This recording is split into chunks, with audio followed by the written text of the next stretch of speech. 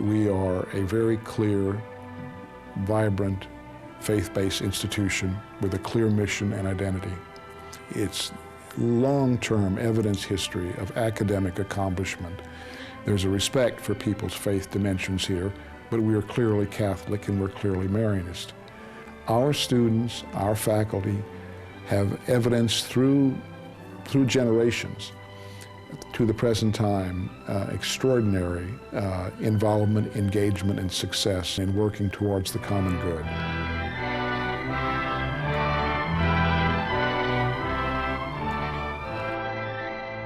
1962 was the apex of the Kennedy presidency.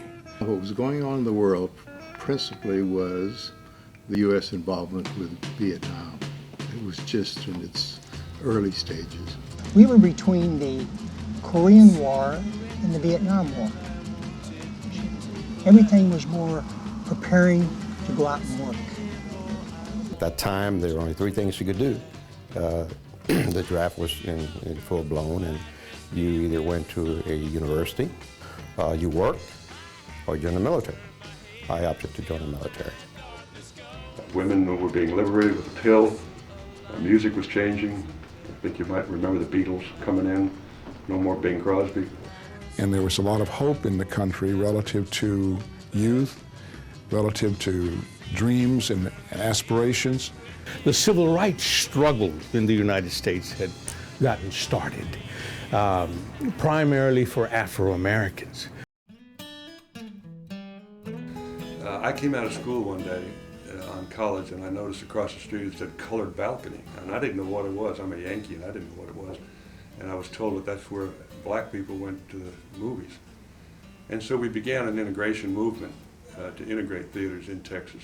The social justice movement which emanated out of St. Mary's, the student body president, Leonel Castillo, I was his first officer, and others led demonstrations to desegregate the Majestic Theater downtown through stand-ins. It took about 3 weeks. San Antonio was ready for integration because we are an integrated town anyway, and things fell in line, and we started integrating restaurants and places like that.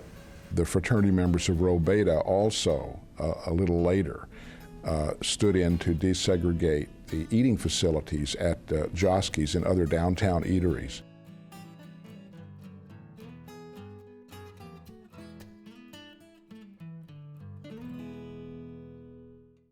The whole concept of belonging to a community that had a high tradition and a commitment to helping others, I think was probably the biggest lesson I took away from St. Mary's.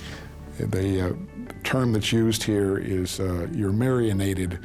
I've been with the Marianists all of my life, or all of my adult life. I think my sense of community, my sense of obligation of service, my sense of hoped for academic excellence, all were part of the Marianist charism that I grew up with and have been with ever since. There are people in your life that kind of impact the direction that you ultimately take. And at St. Mary's, there were a couple of brothers, I think that did that. St. Mary's was a small university. It was almost like a college. And it was all the faculty, the vast majority of the faculty were brothers and priests from the Marianist order. There were key brothers that told you what to do until you reached a stage in your university development where you could make up your own mind. I had a real unique experience with Brother Treadaway. At that time, Brother Treadaway would interview every freshman, and he taught me a lot in the sense that it was a brother, face-to-face, one-on-one, that encouraged me and motivated me to continue my education to go to St. Mary's, because that's not the only time. I used to see him every semester at the end of every semester. And he was the dean of students and the registrar. And when you entered St. Mary's, he told you what to do and what courses to take and who to take them with. After he interviewed you, found out what your major was, you got your marching orders. Everybody hated him for about a year, but after that, we came back and thanked him because he knew more than we did, and he knew what was in our best interests. And we'll never forget Brother Treadway.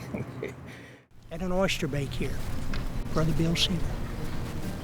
He was athletic director, baseball coach, basketball coach. He loved to sing. There's no other way to say it.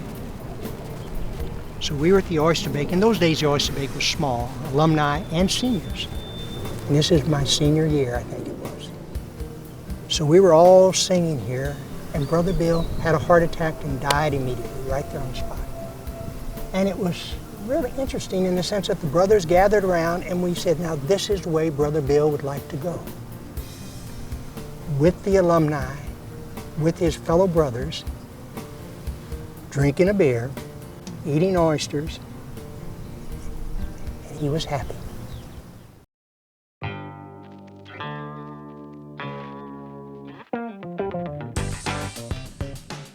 I played pool really good in my freshman year. Intramural football, intramural basketball, intramural softball, and intramural volleyball was a big, big thing. You know, there were little cliques. I hung around with the cliques from Laredo. So one of the guys was caught smoking, and this other student tattled on him, and we didn't like that. So we picked up this guy's car and through the stairway, picked it up and put it on top of the roof. And this guy looked for his car and says, "Hey, where's my car?" I said, "Couldn't find it." Finally, somebody said, "Have you looked up there?" There was a movie that was produced back in the 1930s called The Bells of St. Mary's.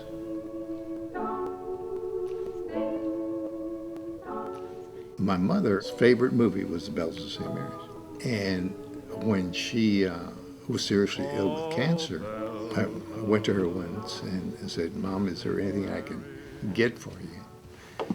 And she says, "Well, I'd like to see that movie again, The Bells of St. Mary's." She saw the movie and she said, that's all I wanted.